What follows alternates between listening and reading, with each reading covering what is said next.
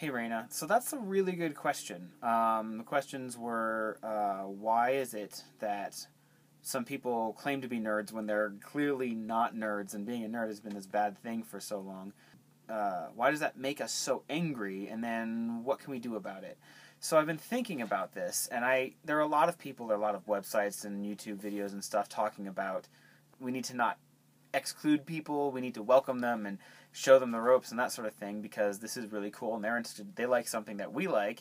But I want to come at this from the perspective of, there is that anger, and anger isn't unfounded. Like, emotions always come from somewhere. So I want to talk about some things that maybe people don't talk about so much, and to really try to understand what's happening.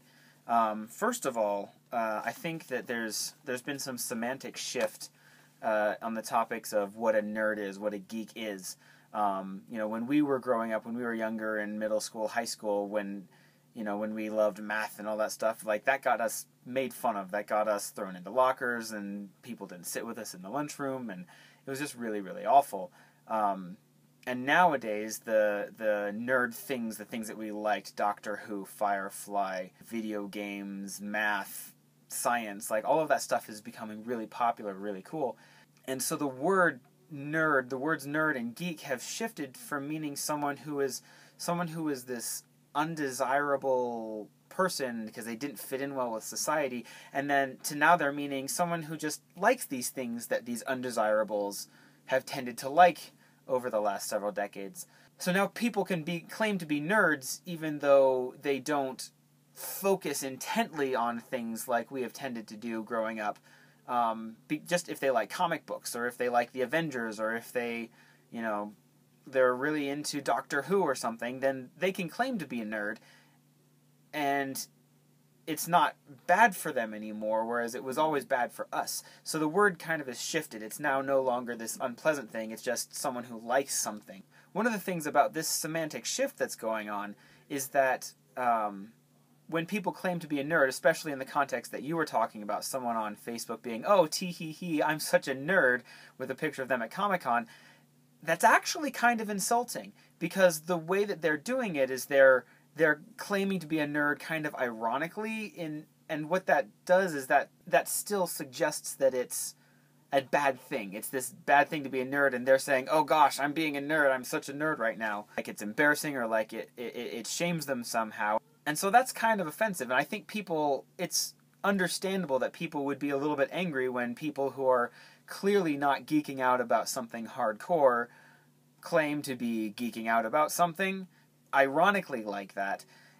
It devalues people who are actually like that, and it still marginalizes the people who they're talking about when you just throw it away like it's nothing, like it didn't have 20 years of abuse and social stigma that kept you from, having friends, that kept you on the sidelines of society for so many years. I can understand where people are angry like that. The other thing that's happening is that because it's becoming so acceptable for people to like nerdy things, geeky things, comic books, superhero movies, and sci-fi TV shows, and Game of Thrones is a perfect example. So because these things are becoming more common, and they're becoming popular even, the people who produced these things traditionally only produced them for us. People who went out and loved their thing so much that they went out and they bought it and they loved it, and we influenced what they wanted, because the things that we liked, the things that we enjoyed, were the things that they continued to make, that they continued to produce. And now that these things are becoming part of the mainstream society, the things that we loved, the things that we supported for years and years, and we were invested in and all of that stuff, they make most of their money from people who aren't us. They make money from people who are just normal people who like their product.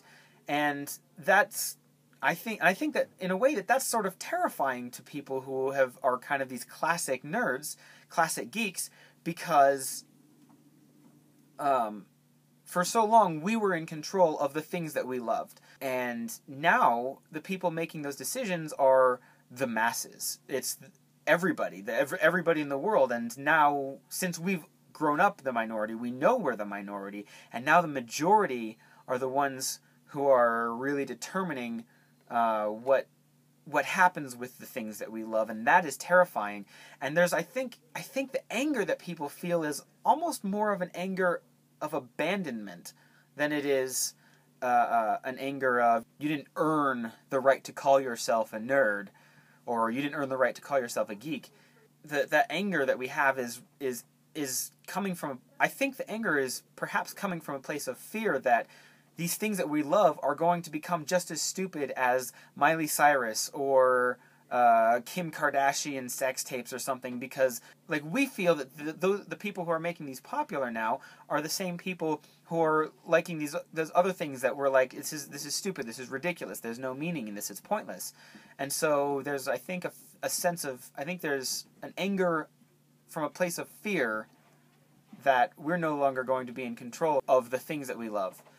And then the last question you asked was, what can we do about it? And that's an interesting question, and I don't know that it has a simple answer. Certainly I've talked long enough, and I don't want to take up too much more time, but I think one thing that might be useful is if we come up with a term for what we are, because we're the geeks and we're the nerds, and we have always been the geeks and the nerds, even when it was really, really less useful to be a geek or a nerd. We've accepted it and we've made it who we are, and now that word is kind of being taken away from us. It's being abstracted to be something that's more generic, and now we don't have a sense of a place anymore. So if we could come up with a term like classic nerds or original nerds or old school nerds or something like that, then I think that could help, so that we would then be able to differentiate ourselves, to say, look, I am this kind of person, I am what a nerd used to be, not what a nerd is now. I think what also would help is what all of the famous nerds have been talking about for the last several years, and that's welcoming people, embracing that there are new people liking the things that we love. And honestly, what's more likely to happen than ruining all of the things we love is that the things we love will continue to grow and develop, because the commercial success is there to justify publishers and producers continuing to make the things that we love. So we should absolutely welcome people in. We should show them the ropes, because we were all there once. We were just learning something and just discovering something new. We should help guide them, show them the really cool pieces, and introduce them to some of the history. Or if they're not interested in the history, just enjoy what it is. And if they can't talk about stuff that we want to talk about, then fine. We'll find other people who want to talk about it. And that's where the terminology comes in. Because if I go to you and I say, I'm a classic nerd for Doctor Who, you can kind of assume that I know, who all the different doctors have been, at least, the last 5 doctors. And you can if I tell you I'm a classic Star Wars nerd, then you can assume that I've read some of the expanded universe. And if I tell you I'm a classic Harry Potter nerd, then you can assume that I know all of the names of the characters, and I remember where all of the Horcruxes were, and I have followed and pieced together Voldemort's story, and I get all of that. So I think having a new word for us would be good, because we certainly can't deny people this word that they're claiming, because we can't control what they do. We can only control what we do and what our reactions are. And so whatever the solution is, it has to come from us, because we are the only people who we can control. And I think that goes for a lot of things in society, but let me know what you think. I'd love to see viewers' comments and below. What do you think about this? It's something that I've kind of come up with recently, so I'd love to hear your take on it, personal experiences, and what other people think. I hope that answers your question. I'm Scott, signing off until next time. Bye.